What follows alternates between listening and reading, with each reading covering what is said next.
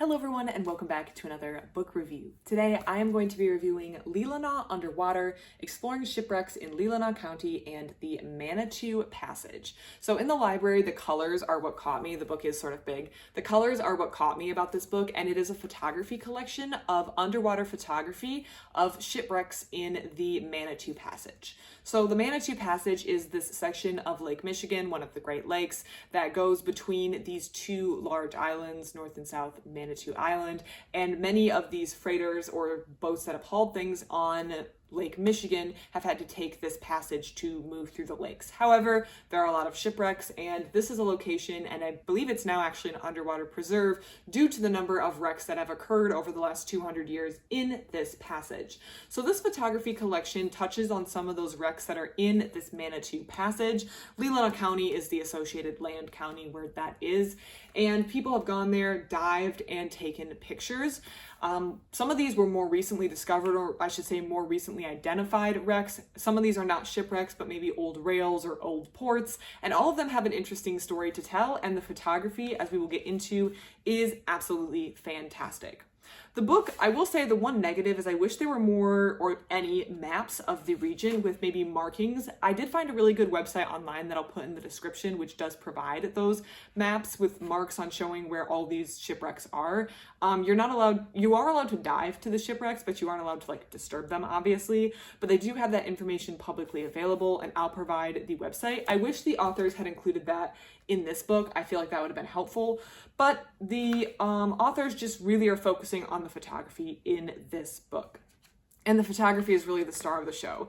The book does include a little bit of history on how this ship that we're looking at sank, but it's very light on the history, only a paragraph or two, and it really focuses on the photography. So I'll give you an example of how this book is set up. So you'll open, and it will give you a list including the name. So this one is the Westmoreland. And then as you can see, there's like a little paragraph. And then there is the photography of the wreck. And the photography is really what gets you in. I think what surprises me the most is the blueness of all these wrecks.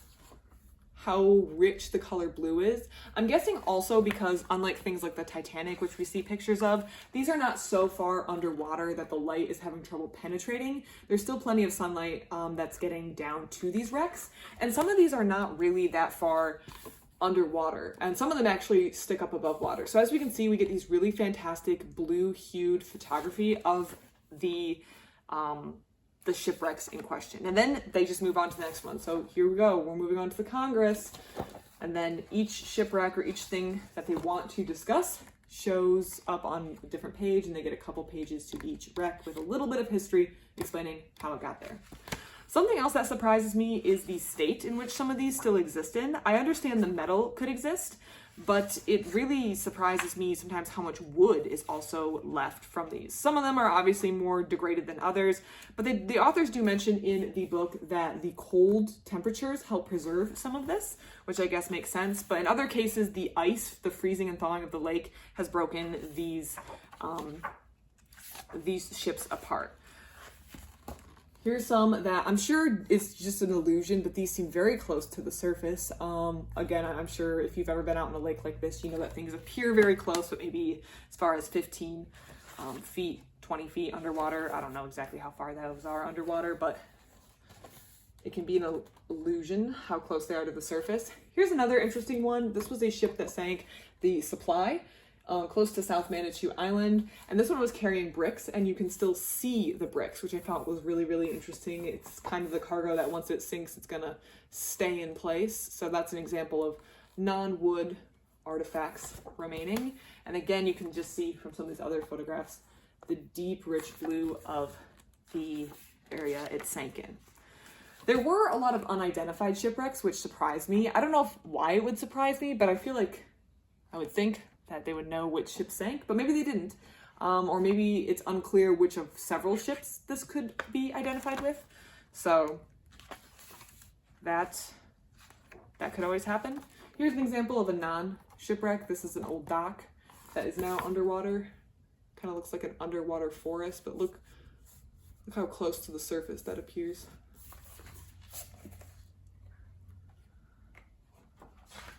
Here's one. This is the Francisco Morazan that is actually above water in places we can see. This is close to South Manitou Island, but it is partially underwater as well.